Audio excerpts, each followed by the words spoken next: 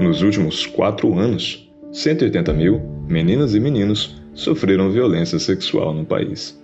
Durante esses anos, foram registrados 179.277 casos de estupro ou estupro de vulnerável com vítimas de até 19 anos, uma média de quase 45 mil casos por ano.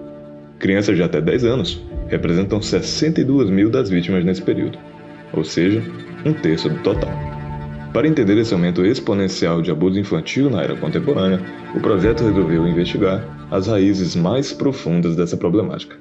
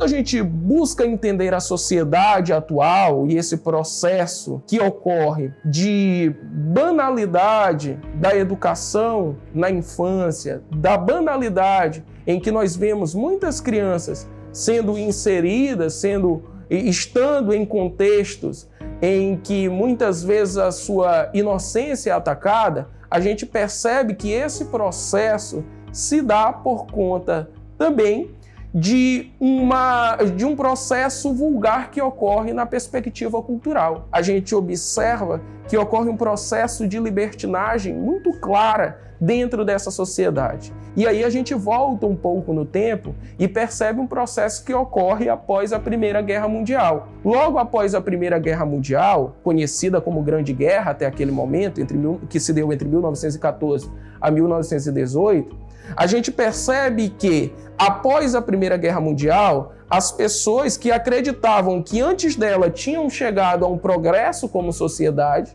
eles percebem que a vida é passageira, que a vida é rápida e que, por isso, segundo as perspectivas liberais, ela deveria ser aproveitada da melhor forma. É dentro dessa conjuntura que nós temos um processo ainda maior de liberalização na cultura. Aquela oposição ao segmento de uma ideia pautada em costumes tradicionais e na crença, e agora a sociedade começou a caminhar a partir de uma outra forma, numa perspectiva de liberalização cultural, numa perspectiva de uma ideologia do consumismo, de consumos de bebidas alcoólicas, de consumo de outros divertimentos noturnos, entre outras questões que fazem essa sociedade entrar em um processo, digamos, de liberdade cultural.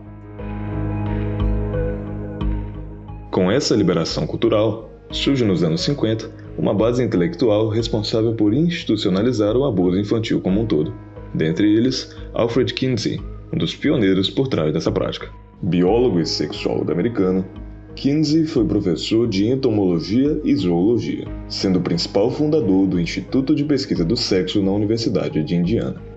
Na década de 50, nos Estados Unidos, nós tivemos um divisor de águas quando a gente fala do tema da sexualização infantil e da pedofilia, que foi o zoólogo Alfred Kinsey.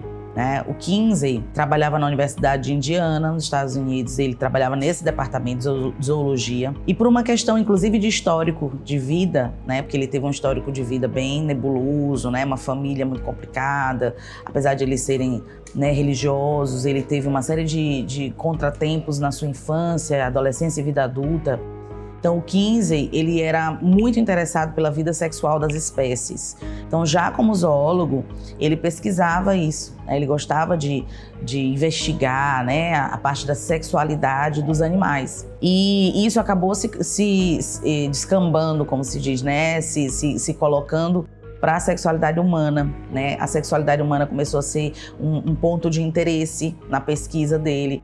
E quando a Fundação Rockefeller soube que havia essa pesquisa acontecendo na universidade e que esse pesquisador, né, estava tabulando dados a respeito disso, porque ele tinha interesse de saber como que era a sexualidade humana nos Estados Unidos, os Rockefellers colocaram muito dinheiro na pesquisa dele, né? Então ele recebeu uma bolsa muito grande para ele pesquisar, né, tudo isso. E o Kinsey pesquisou a sexualidade do americano médio em 2 lugares que tornaram, inclusive, a pesquisa fraudulenta. Um foi a cadeia. Ele frequentou a cadeia durante anos e ele entrevistou pedófilos, ele entrevistou estupradores, ele entrevistou homicidas, né? Ele entrevistou as pessoas mais degeneradas que havia na cadeia naquele momento, na década de 50. E um outro lugar onde ele também realizou a sua pesquisa foi nos bordéis, que já havia naquela época. Então ele entrevistou várias garotas de programa, entrevistou cafetões, entrevistou pessoas que viviam do mercado do sexo. E com esses dados,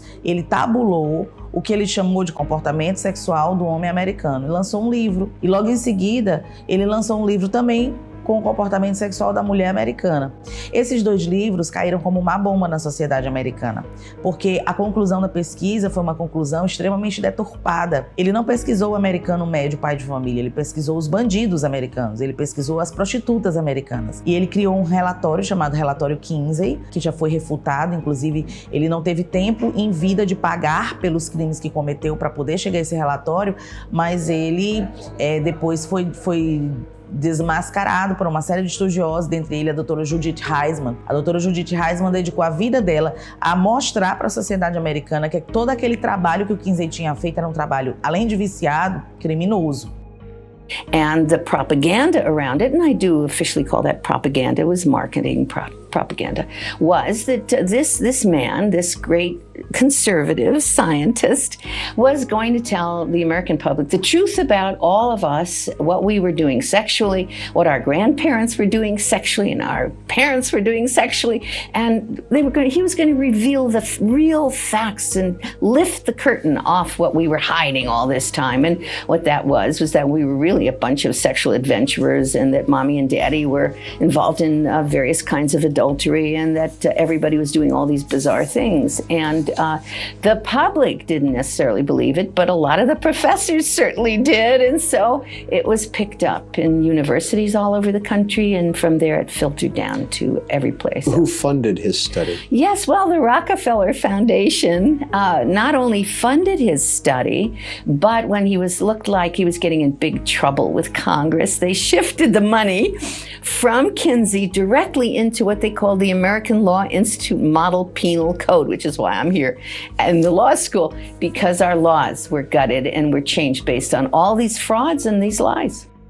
Nesse cenário, Kinsey se popularizou por conta de 2 de suas obras, Sexual Behavior in the Human Male e Sexual Behavior in the Human Female.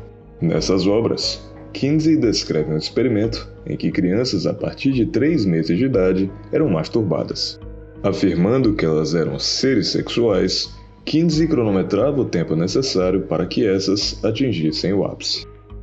Porque também tem um outro detalhe, ele descobriu nesse relatório que uma das preferências sexuais da América, do americano, era sexo com criança. Ora, se você vai pra cadeia e entrevista um pedófilo, ele vai te dizer que ele quer sexo com criança. Se você vai à cadeia e entrevista um pai que estuprou uma filha, ele vai te dizer que ele quer sexo com criança. E aí ele tabula esses dados como se isso fosse a preferência real dos pais e mães de família, das pessoas comuns da sociedade, das pessoas que não tinham cometido nenhum crime. Ele não foi pesquisar em escola, ele não foi pesquisar em nenhum departamento de serviço de ninguém, ele foi pesquisar no pior lugar que havia. Então é claro que a conclusão da pesquisa ia mostrar que o comportamento médio do americano é pervertido, porque ele pesquisou entre os pervertidos. Então, ele tabulou que a preferência sexual do americano era sexo com criança, para provar, porque ele tinha de ter dados, né? E como os caras que ele entrevistou eram todos presos, ele não podia fazer pesquisa com eles, ele começou a aliciar algumas famílias degradadas mesmo, famílias que não tinham valor nenhum, que não ligavam para os seus filhos. Ele começou a cooptar algumas famílias, pagava ao pai ou à mãe para que o pai deixasse a criança sob posse dele, para que ele pudesse, no laboratório de pesquisa dele, fazer os testes com as crianças. Só que isso não ficou só no laboratório. Ele na casa dele, ele tinha um porão que ele chamava de laboratório.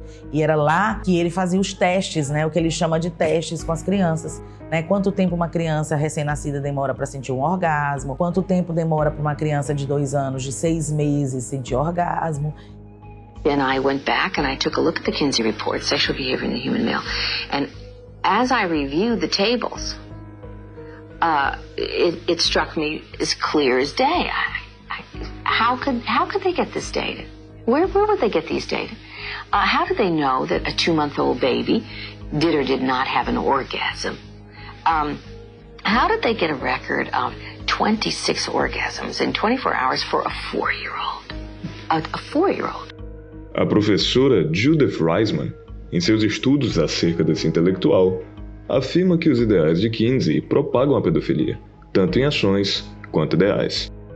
He was having sex with his students. He was having sex, making pornography up in his attic and in the university. He was engaged in so many bizarre things, including things that actually brought about orchitis, which was damage, massive damage to his lower nether regions because he was so abusive to himself. So this was not a normal guy, and he certainly was the major proponent of the idea that children are sexual from birth and that they can be unharmed by sex with adults.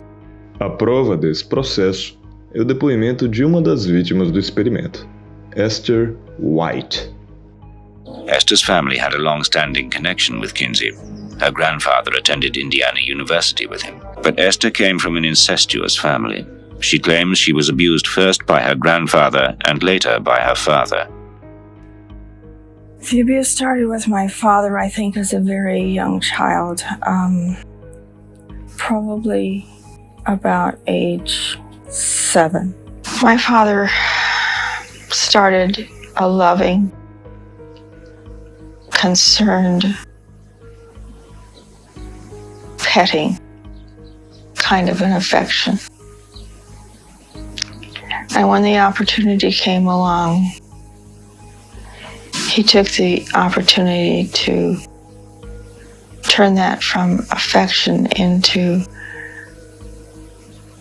what he called affection and love, into a sexual relationship, intercourse, oral copulation,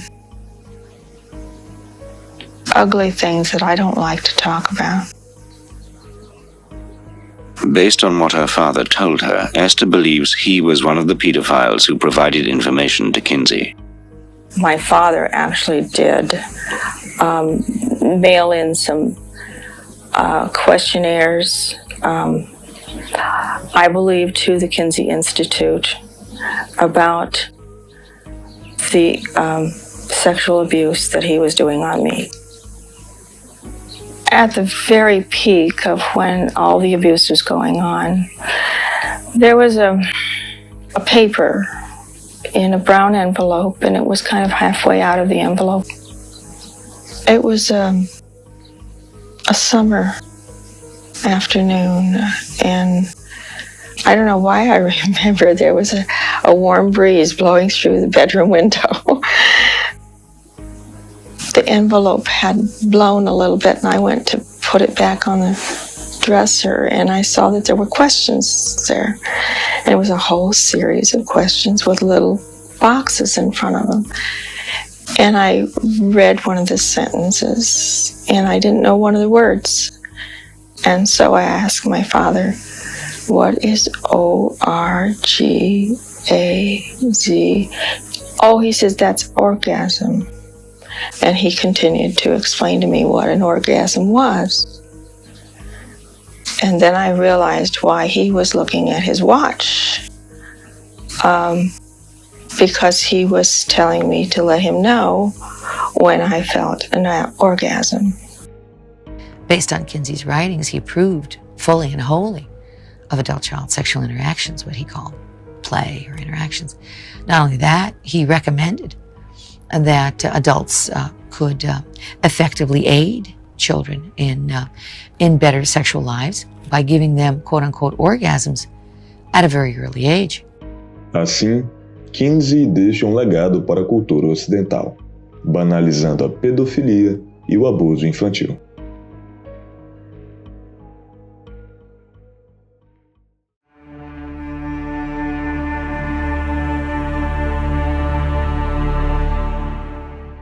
Uma das consequências de seus ideais foi o surgimento do ativismo pedófilo, com início na Inglaterra entre 1974 e 1984. O movimento foi denominado primeiramente como PIE, Pedophile Information Exchange, que lutava no Congresso para diminuir a idade de consentimento para relações sexuais, uma espécie de militância pela maioridade sexual. O PIE acabou sendo fechado na década de 80, depois que as investigações de frequentes escândalos de pedofilia indicavam participação de membros do movimento.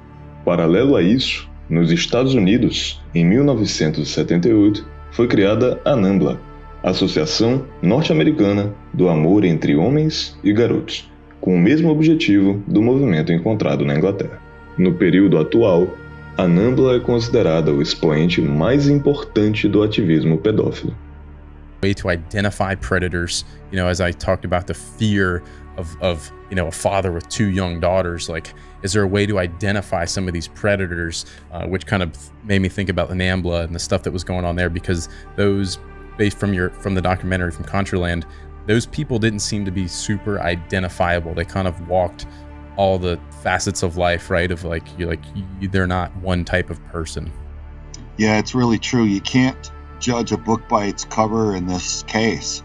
You have to judge by behavior.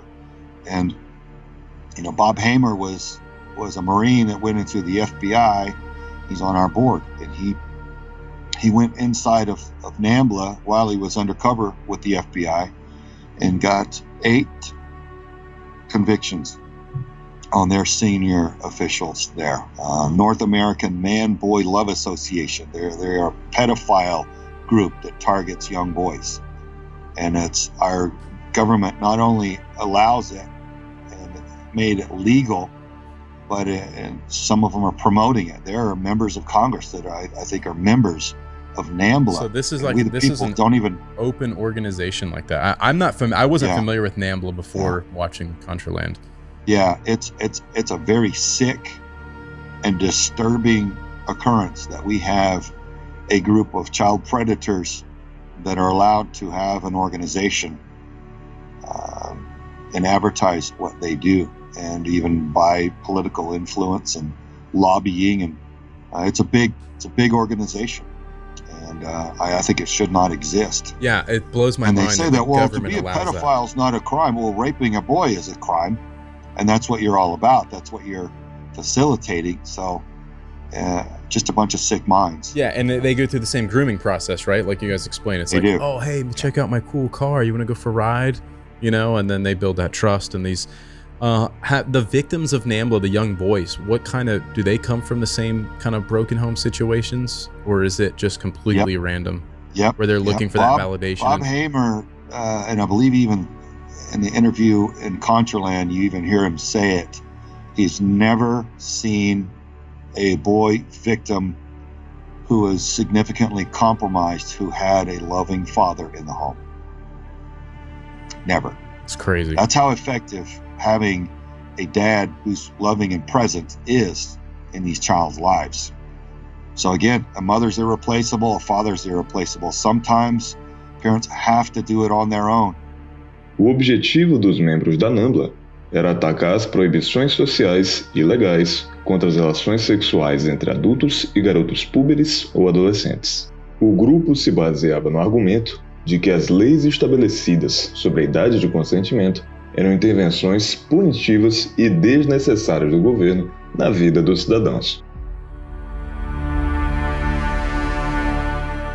Durante esse período, diversas cartas e manifestos foram divulgados com o intuito de diminuir a maioridade sexual, dentre eles, o mais conhecido, a Carta do jornal Le Monde. O documento foi publicado pelo jornal francês na véspera da condenação de 3 cidadãos, Dejager Bernard, Jean-Claude Jean e Galian Burkhardt, todos acusados de participação em relações sexuais com meninos e meninas entre 13 e 14 anos. O documento declara que há uma desproporção entre a qualificação dos seus atos como crime e a natureza dos fatos pelos quais eles são acusados. E também uma contradição, pois na França, os adolescentes são plenamente responsáveis de seus atos a partir dos 13 anos. O texto também afirma que se meninas de 13 anos têm o direito de se administrar a pílula contraceptiva na França, elas também devem ter a capacidade para darem seu consentimento.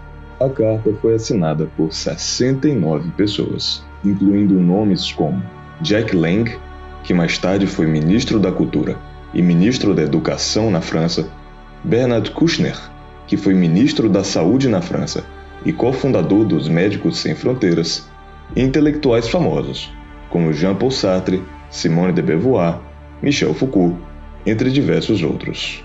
Simone de Beauvoir foi uma escritora, filósofa existencialista e ativista política. Nascida em 1908 na França e casada com o filósofo Jean-Paul Sartre. Na França, a gente tem uma filósofa que já está na universidade, uma filósofa pedófila chamada Simone de Beauvoir. A Simone de Beauvoir, na sua juventude, também teve uma vida muito conturbada, o que é muito comum quando a gente está falando de pessoas, né, que têm a sexualidade deturpada. Geralmente elas tiveram alguma questão no meio do caminho que desviou ou que acendeu nelas essa tendência. Então a Simone de Beauvoir, ela era filósofa, ela era professora da universidade e pedófila, ela gostava de fazer sexo com garotas. Na vida dela ela teve um amante chamado Jean-Paul Sartre. O Sartre era pedófilo e dizem, né, que como ele nunca assumiu a Simone, como ele morreu não deixou nada para ela, como ele nunca casou com ela, como ele nunca, né, assumiu publicamente a Simone como esposa, e dizem que ele usou a Simone de Beauvoir para que ela atraísse as suas alunas para a cama dele. Isso é verdade, porque existe um livro documentado no qual uma dessas alunas que foram abusadas pela Simone e pelo Jean-Paul Sartre conta como foi esse tempo de abuso quando ela foi aluna. Detalhe, todas essas alunas da Simone de Beauvoir eram sempre meninas pobres, sem família, refugiadas russas, refugiadas de alguma guerra, meninas que chegavam ali à França para tentar sobreviver, né, vindo de um país onde não dava para, né, ter uma vida normal.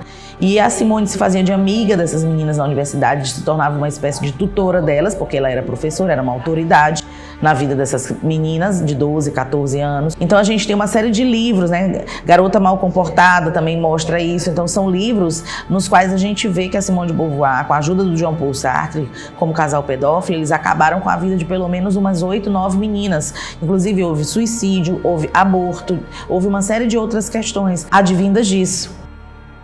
Em seu livro, Uma Relação Perigosa, são citadas as relações sexuais praticadas pelo casal com menores de idade. Uma moça de 16 anos, filha de refugiados judeus da Polônia, Bianca Lamblin, em 1938, foi seduzida pela professora e convencida a ter relações com Sartre. Em seu livro, Memórias de uma Moça Mal Comportada, Bianca relata abusos cometidos por Sartre e Simone, expondo como era sua relação no triângulo amoroso. Abre aspas. Era como se Sartre quisesse brutalizar alguma coisa em mim e fosse governado por um impulso destrutivo. Além de todos os relatos descritos no livro, Bianca concedeu uma entrevista para a Folha de São Paulo. Abre aspas. Em 1990, apareceu a correspondência entre Simone e Sartre, editada em 2 volumes pela Gallimard, O Diário da Guerra. Nestas cartas, foram reveladas muitas coisas que, para mim, eram novas e terríveis. A leitura delas me mostrou que Simone de Beauvoir tinha me enganado durante toda a vida. Então, decidi escrever toda a verdade sobre minhas relações com ela e com Sartre. Decidi escrever essa história para dizer o que ela significou para mim. Votre relation a réduit toute tierce personne à un rôle secondaire. Oui, c'est-à-dire que les tiers, tant dans la vie de Sartre que dans ma vie à moi, évidemment, dès le début, savaient qu'il y avait une relation qui écrasait celle qu'on avait avec eux. C'était très souvent pas très agréable pour elles. C'est vraiment les tiers qui ont fait les frais un peu de cette relation que nous avons établie entre nous. Donc elle n'est pas non plus incritiquable, cette relation, puisqu'elle implique que quelquefois on ne se conduise pas très correctement avec des gens. Quelquefois ça a été sur le dos des autres. Voilà, exactement. E aí o relatório 15 se mistura com isso, porque o relatório 15 dá a base para dizer que a criança sente prazer, entendeu? Mesmo que isso seja fraudulento, ele está ali catalogado na vida acadêmica como cientista, mesmo sem ser. Ele não era cientista. E aí quando a gente vê o dinheiro que a Fundação Rockefeller injetou na pesquisa dele, né, o dinheiro que a Fundação Rockefeller injetou na divulgação dele nas mídias, na TV, né, nos jornais, nos espaços acadêmicos, é que a gente vê que isso tudo foi planejado. A ideia realmente era corroer a moralidade da sociedade americana, porque naquele momento os Estados Unidos exportavam seu estilo de vida para o mundo, né, o American Way of Life ditava as regras, inclusive em países como o nosso. Simone de Beauvoir também escreveu, em 1959, um ensaio chamado Brigitte Bardot e a Síndrome de Lolita, o qual glorifica Bardot pelo seu aspecto físico e infantil, que retém a perfeita inocência inerente ao mito da infância, assim como é apresentado no livro Lolita, de Vladimir Nabokov. Uma sociedade em que a gente tem o Alfred Kinsey, a Playboy circulando, a gente tem um autor famoso chamado Vladimir Nabokov. O Vladimir Nabokov, ele escreveu várias coisas, né, inclusive sobre teoria literária, mas ele escreveu um romance que foi também uma bomba atômica no colo da sociedade daquela época, chamado Lolita.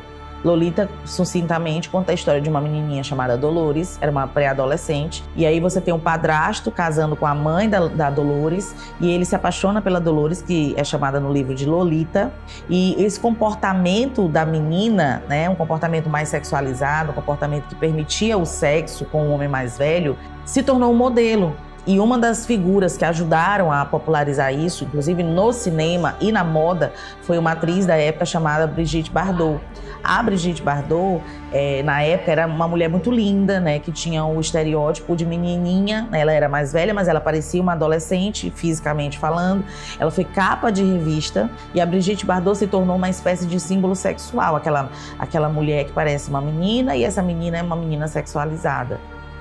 Essa sexualização tão glorificada se perpetua até nos dias atuais, acarretando graves consequências para a infância e juventude. A sexualização precoce de uma criança, ela vai levar a um risco maior que ela seja abusada, porque ela é exposta a mais abusadores, né? Um exemplo clássico disso são as mães que expõem seus filhos no Instagram, com roupas ou cenas sensuais, digamos assim, mães que fazem Instagrams, mães e pais que fazem Instagrams para filhos, para crianças, né? E colocam as crianças, os seus filhos, que nem têm poder de decisão, colocam em roupas sensuais, em situações sensuais, dancinhas sensuais. Isso aí expõe essas crianças aos predadores sexuais, aos abusadores, né?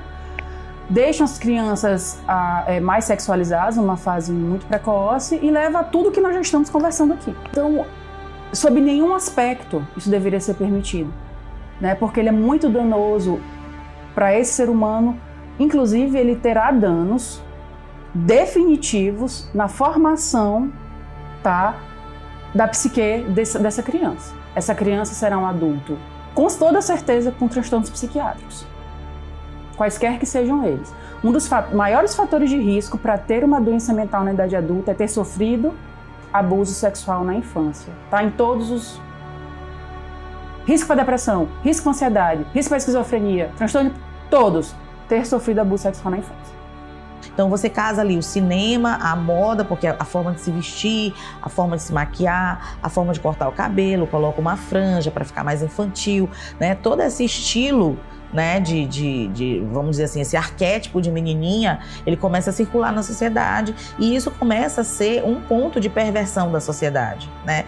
E não é à toa, gente. Se a gente olhar hoje, os vídeos mais acessados de algumas plataformas de distribuição de vídeo pornô são vídeos de sexo com menor, novinha, incesto, né? Peguei minha mãe, peguei meu pai, peguei minha irmã. Então, assim, esses vídeos, eles corroem o imaginário da sociedade. Assim como naquela época, tanto a Playboy quanto o romance Lolita, que foi lido por centenas de milhares de pessoas, corroeu a cabeça de muita gente que já tinha, talvez, uma perversão ali incubada. Então, você tem aí um caldeirão no qual uma série de agentes contribuíram para que a gente tivesse a deturpação da sociedade da época, tornando a pedofilia algo comum, algo normal, até banal em muitos casos. A naturalização dos casos de pedofilia persiste há décadas na sociedade contemporânea, estando presente na propaganda e na mídia, como o caso Balenciaga. A marca, em uma das suas campanhas, trouxe a imagem de crianças com ursos de pelúcias vestidos com apetrechos sadomasoquistas, expondo o mundo infantil a uma esfera extremamente sexual. Em uma imagem no mesmo material publicitário, é exibida uma bolsa em cima de alguns papéis. Não por acaso, entre esses papéis, evidenciava-se um documento da opinião da Suprema Corte Americana a um caso de pornografia infantil. Caso Estados Unidos contra Williams, em que trazia parte de uma lei federal sobre esse crime. A lei afirma que imagens sexualmente explícitas de crianças reais não são protegidas pela primeira emenda. Logo, sua posse e distribuição podem ser criminalizadas. Porém, a pornografia infantil virtual, envolvendo imagens geradas por computadores ou imagens de atores adultos se assemelhando com crianças, é discurso protegido, sendo assegurado pelo direito de liberdade de expressão. Logo, tal ato não pode ser criminalizado, algo conveniente para a marca. Na campanha é também exposto o livro do artista Michael Borman. Em suas obras, o artista retrata imagens de crianças nuas e brincando com membros mutilados. Na capa de seu livro, Fire from the Sun, há uma descrição de uma de suas obras, dizendo, abre aspas, 3 crianças nuas, 2 sentadas lado a lado, a outra metade agachada, brincando com o que aparenta ser partes do corpo humano, sangrentas e desmembradas. As crianças possuem cabelos loiros, os quais enfatizam o arquétipo infantil e inocente. Nesse cenário, a propaganda trouxe um conjunto de elementos simbólicos que mexem com o imaginário da população, contribuindo diretamente para a suavização da sexualização infantil e o fomento da pedofilia. No final do processo, a empresa apenas emitiu notas de repúdio em suas redes sociais, sendo isenta de punições jurídicas.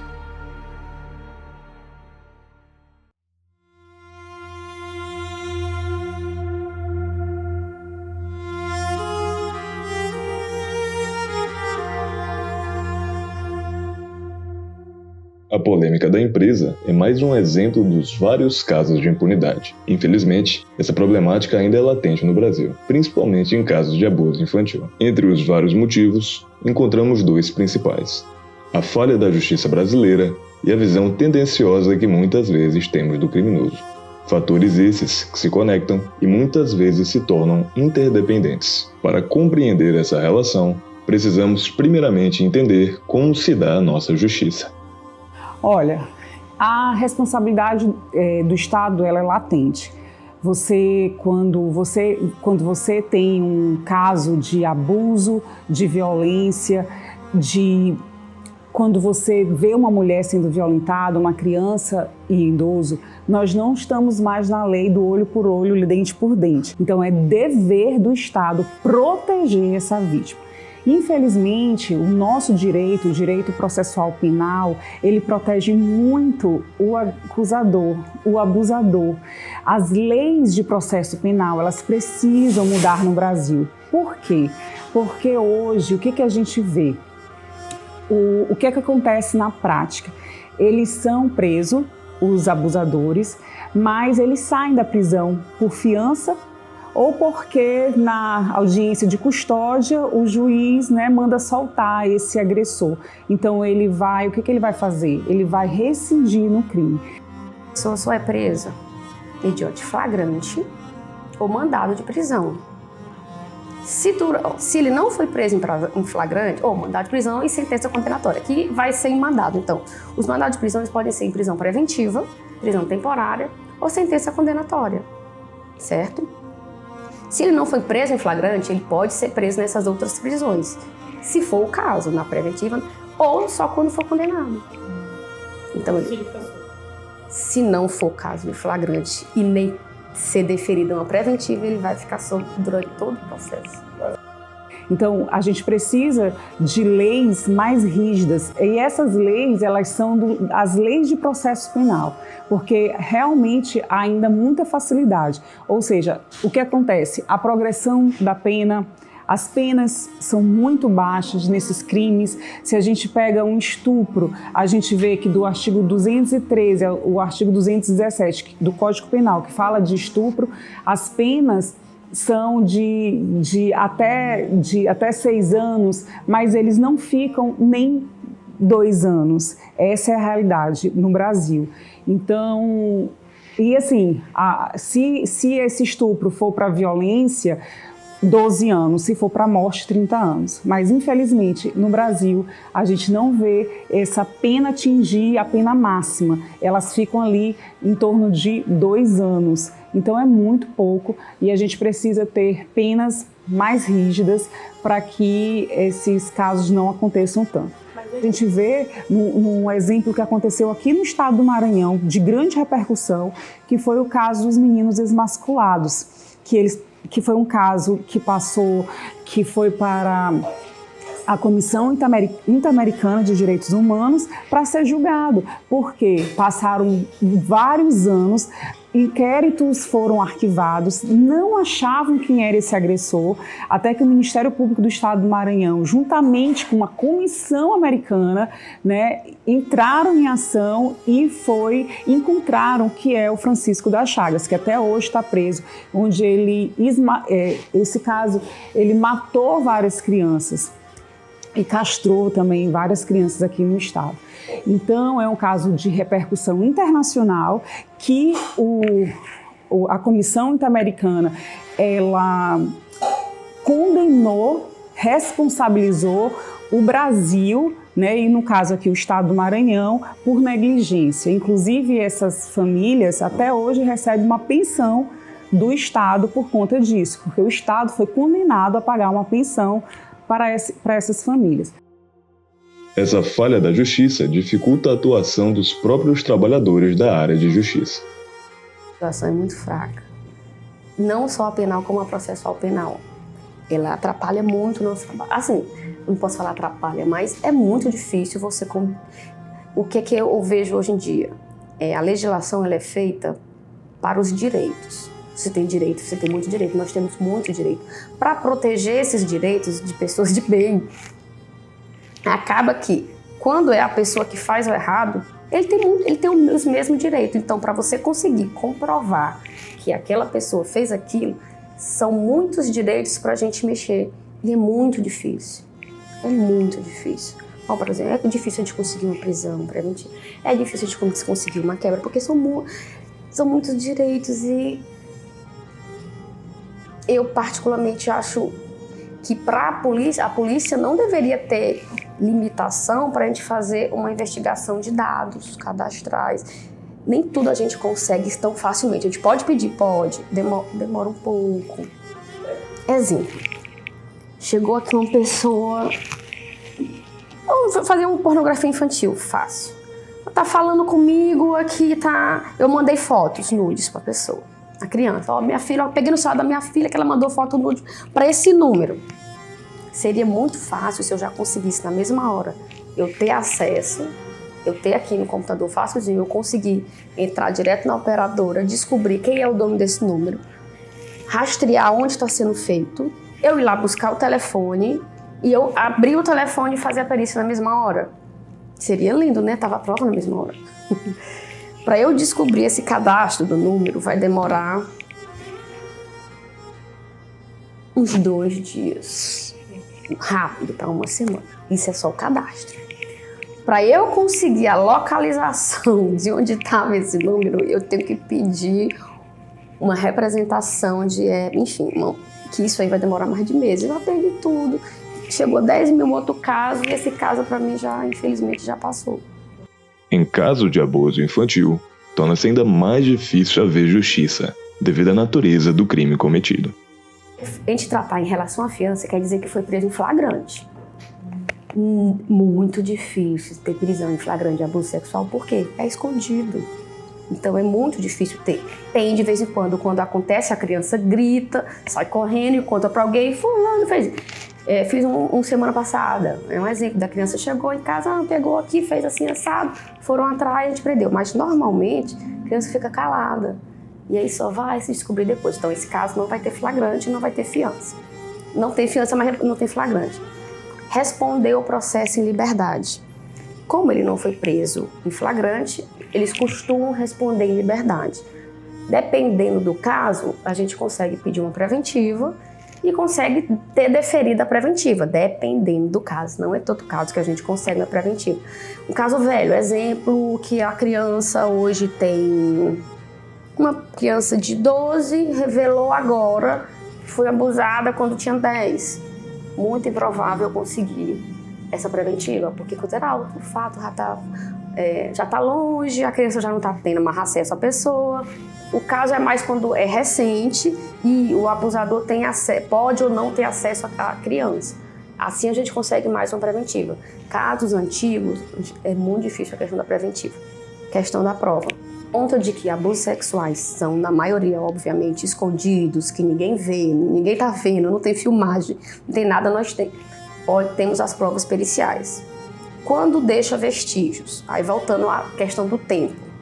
Quando é muito tempo, não vai ter vestígios físicos, né? Só se for caso de mulher e tiver tido a rotura imenal, que não obrigatoriamente ocorre, porque a maioria dos abusos hoje são passadas de mão.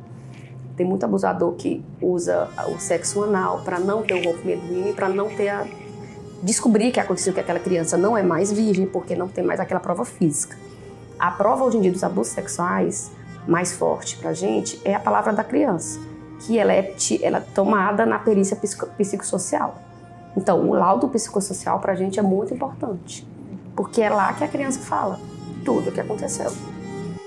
Todas essas questões são acentuadas pela visão social acerca da punidade e do criminoso. Ao abordar a mente criminosa, o psiquiatra Theodore Dalrymple, um dos famosos pseudônimos de Anthony Daniels, afirma: a neutralidade moral, que começa com os intelectuais, logo se difunde para o restante da sociedade, oferecendo uma absolvição antecipada para os predispostos a agir por impulso. Dessa forma, os criminosos aprendem a ver seus crimes como um vetor de forças abstratas e impessoais, sem que exerçam influência alguma nos atos que cometeram. Essa naturalização apresentada por Dalrymple é ajudada pela teoria da co-culpabilidade da sociedade, a qual prega que há uma divisão de responsabilidades entre o delinquente e o Estado pelo cometimento do delito, em razão da omissão deste em promover as mesmas oportunidades sociais a todos os cidadãos. Mas falando um pouco dessa inversão, que eu chamei de inversão de valores, a questão do criminoso no pedestal, a vítima desprotegida, tem alguns casos que me chamaram a atenção aí. O caso, por exemplo, do estupro de vulnerável, da pedofilia, salvo engano, foi no Rio Grande do Sul. Acho que era o tio da criança, ele teve relação sexual com uma criança de 5 anos. Sim, o voto condutor foi no sentido de que, na verdade, ela não foi vítima de abuso, que ela não foi violentada, mas seduzida. Ela foi seduzida? Foi seduzida. Então, isso foi um caso que nos chamou muito a atenção, porque, veja, é uma pessoa, uma autoridade de segundo grau da justiça criminal.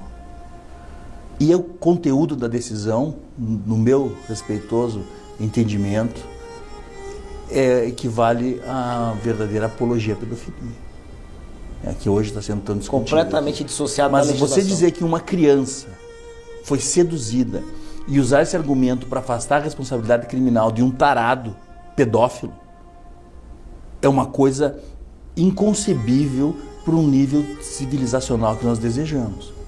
Isso, nós estamos aí tratando de uma coisa que próximo do mundo animal. É uma coisa que revolta. A pessoa não precisa ter passado na porta de uma faculdade de direito para olhar um entendimento semelhante a esse e ficar chocada e estarrecida. Como existem outros, né? Nós citamos outros casos. Agora, recentemente, uma escritora falou que viu uma lógica no assalto. Vocês acompanharam. Temos uma decisão aí, muitos anos atrás, do Tribunal Gaúcho, que afirmava a mesma coisa. Que há uma lógica no assalto.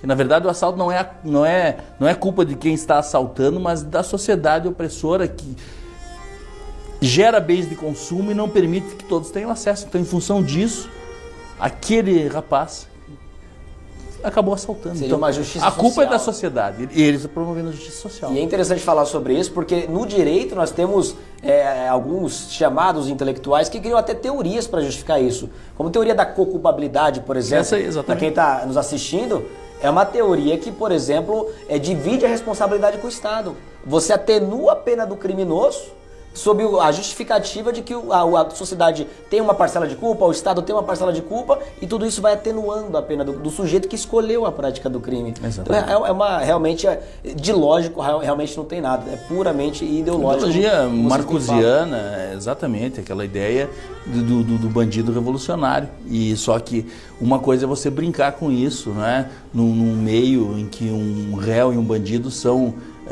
um bandido e uma vítima são ideais metafísicos, quase como um filé para um cubano, né? A outra coisa é você aplicar isso no meio social. Exato. Isso custa vidas, isso custa sofrimento. Explica como eu já tive ao longo da minha carreira como promotor de justiça, quase 20 anos.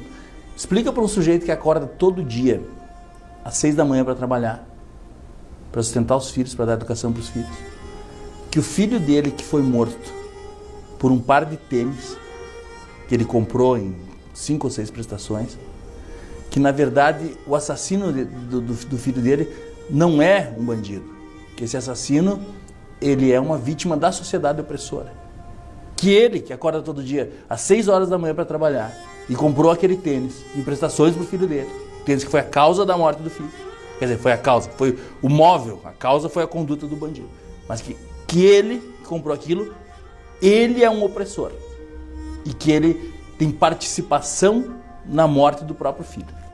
Nesse contexto, Mário Ferreira dos Santos, escritor e filósofo brasileiro, chama a atenção a esse fenômeno de vitimização do delinquente há quase 50 anos. O mesmo afirma: a lesão em si torna-se secundária e o objeto da lesão também. Uma benevolência crescente vai cercando o criminoso e há a tendência para considerá-lo apenas como um doente mental. A visão do filósofo é percebida nos dias atuais, sendo empregada principalmente em casos de pedofilia. Nesse contexto, para reduzir a pena do criminoso, a defesa utiliza a ideia de que esse é um mero doente mental. Ao ele ser doente mental, ele não é imputável.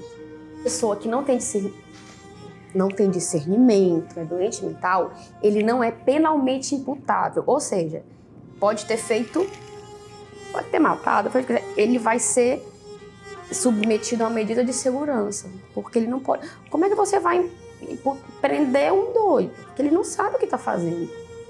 Ele é mentalmente inimputável, então ele é submetido a uma medida de segurança. Medida de segurança não tem prazo. Porque ele matou 100 pessoas. Ele vai ser com uma medida de segurança, porque ele é doido. Mas não tem prazo. Mas vamos dizer que em 10 anos, que não obrigatoriamente ele vai ficar, porque não tem prazo, ele ficou bom. Ele não vai voltar o processo. Não, ele vai estar livre, porque ele era uma medida de segurança para a sociedade. Mas se ele já está bom, ele já está mentalmente são e pode ser solto. Então, o que sempre se tenta é isso. E outra, eles não ficam na cadeia, eles ficam em hospitais.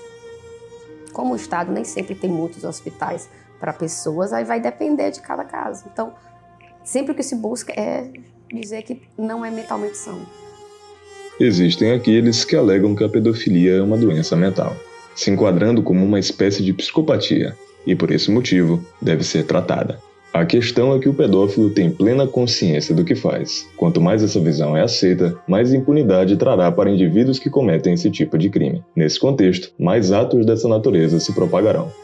O filósofo Mário Ferreira ainda acrescenta: desse modo, como se tende a transformar o homem apenas em um feixe de reflexos, a benevolência quanto ao criminoso cresce além dos limites justos. Porque, realmente, havia em nossos antepassados uma visão exagerada em relação ao criminoso, a ponto de as penas serem desproporcionais em relação ao crime cometido. Hoje, há uma tendência viciosa do contrário, para tornar o criminoso mais uma vítima do que um responsável pelos seus atos. Diante da fala do pensador, é possível afirmar que tanto a falha do sistema de justiça quanto essa benevolência extrema contribuem para a vitimização do criminoso.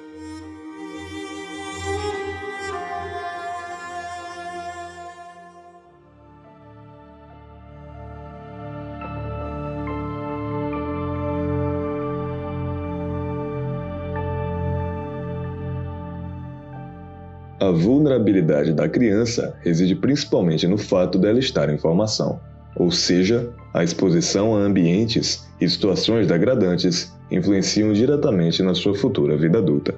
Bill Tavener é um dos diretores executivos da clínica Planned Parenthood nos Estados Unidos. Sua função é educar sexualmente crianças e adolescentes, possuindo um vasto trabalho com cartilhas e livros para serem disponibilizados nas escolas. Em seus discursos, Tavener afirma que seres humanos são seres sexuais desde o nascimento. Por isso, defende uma educação sexual abrangente, desde o jardim de infância até o 2º ano do ensino médio. Em dezembro de 2022, o veículo The New York Post fez uma matéria sobre Tavener, exibindo algumas de suas falas em uma entrevista concedida com a Fox News. Education curriculum approved by Planned Parenthood is being used right now by teachers in Sacramento City schools. The lesson plan encourages more supportive discussions about casual sex and eliminates women from pregnancy conversations to promote gender-inclusive language. Jack Brewer is the CEO of the Brewer Group and a former NFL player and joins us now. Jack, what do you make of this lesson plan? It should be shocking, but sadly it's not. Yeah, it's very sickening. You know, working with youth as much as I do, seeing these type of things is disturbing because you understand the vulnerability of all of these kids and how young that they are, kids that are trying to figure out. A empresa afirma em um guia intitulado Fundamentos do Ensino da Sexualidade que a sexualidade faz parte da vida através de todas as idades e estágios. Bebês, idosos e todos inseridos no meio social podem experimentar a sexualidade. Todos esses comentários de Tavener são extremamente relevantes para a compreensão do abuso infantil no cenário internacional. Suas cartilhas sobre sexualidade e educação sexual não passaram despercebidas, sendo utilizadas como base para a orientação de educação sexual da Unesco. A questão mais alarmante é a indicação que o diretor faz da promoção da pornografia na educação infantil. Esse tipo de conteúdo é extremamente prejudicial para crianças, uma vez que fomenta na sexualização precoce de indivíduos nessa faixa etária, aumentando, como consequência, práticas de abuso infantil.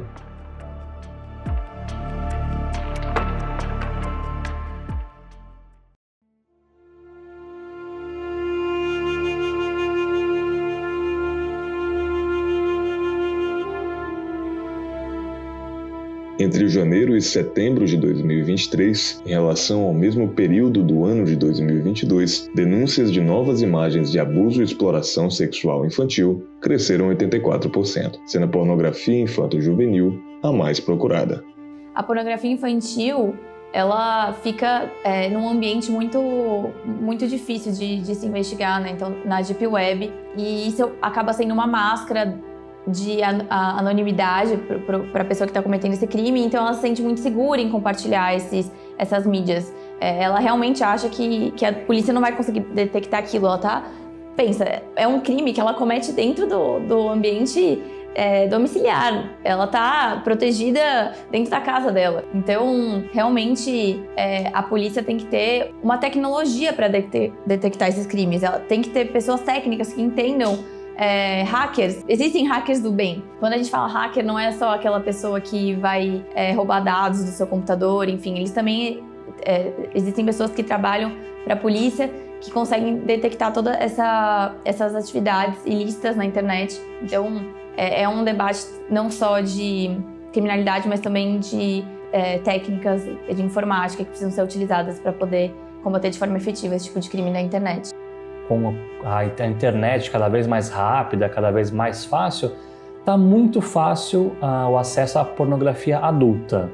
Então assim, hoje qualquer site é fácil achar na internet, qualquer TV por assinatura tem os canais com conteúdo adulto. Então assim, acho que está ficando muito fácil, até mesmo para adolescentes, né, para jovens terem acesso a esse conteúdo sexual adulto.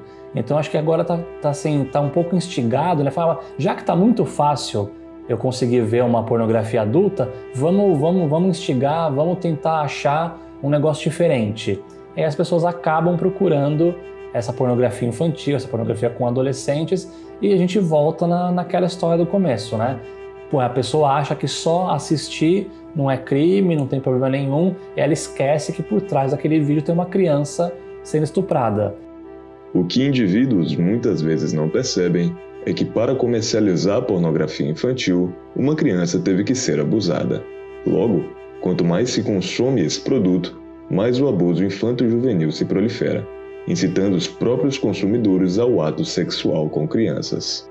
A pessoa olha e gosta, se ela tiver a oportunidade, ela vai querer ter o contato físico com a criança, né? Porque normalmente você vai ver, até aqui a gente comenta, porque eu como delegado e os 2 investigadores, para que a gente possa fazer a prisão em flagrante, eu tenho que ver o que está na máquina da pessoa. Então eu tenho que comprovar que aquele vídeo de sexo realmente é uma criança ali que está em situação de pornografia. Então eu tenho que ver, eu tenho que fazer print daquela imagem, fazer um relatório de investigação, colocar essas fotos para mandar para o juiz, para mostrar para o juiz que aquela pessoa realmente armazena esse conteúdo. A gente até comenta que a gente vê por semana dezenas de vídeos com criança sendo abusada. E pra gente é nojento, né? Só que a gente tem que ver em razão da nossa profissão. Então você pensa, pô, se a gente vê isso quase todo dia e acha nojento, a pessoa que vê e gosta, para ela passar dali de assistir para começar a realmente abusar é um pulo, né? Atualmente, a pornografia infanto-juvenil é uma das mais lucrativas, atingindo, segundo a Organização Nacional das Nações Unidas, uma arrecadação de 20 bilhões de dólares. Tudo ligado a esse produto é crime no Brasil, desde a sua filmagem até o seu consumo e comercialização. Como dito antes, todas essas práticas perpetuam o abuso. Esse ciclo criminoso parece nunca ter fim. Curiosamente, está sendo cada vez mais intensificado, atingindo patamares nunca vistos antes. O projeto, então, percebeu que a base de todo esse caos é a gradativa perda de valores e virtudes na sociedade. Mostrando toda essa problemática do abuso infantil, da sexualização infantil, possui causas primordialmente morais. A ausência de valor naquela sociedade, a corrosão moral do indivíduo que consequentemente leva à corrosão moral da sociedade. E essa conclusão a gente não tirou da nossa cabeça. Nós estudamos alguns artigos científicos, entre eles o da Ellen Sworn, que ela é cofundadora de uma ONG chamada Chabdai, que atua no Camboja, mas também já atua nos Estados Unidos e na Inglaterra. A ONG dela é focada no tráfico sexual de crianças. Então, ela estuda essas comunidades, principalmente no Camboja, que traficam suas crianças. E ela pegou, para exemplificar, 2 comunidades, uma A e uma B. A comunidade A era muito, muito pobre, mas a B ela era bem menos pobre que a A. E surpreendentemente, porque antes, ela vem estudando isso desde 1999, e surpreendentemente o que a gente achava que era um fator apenas econômico e educacional, ela percebe que ela é primordialmente moral.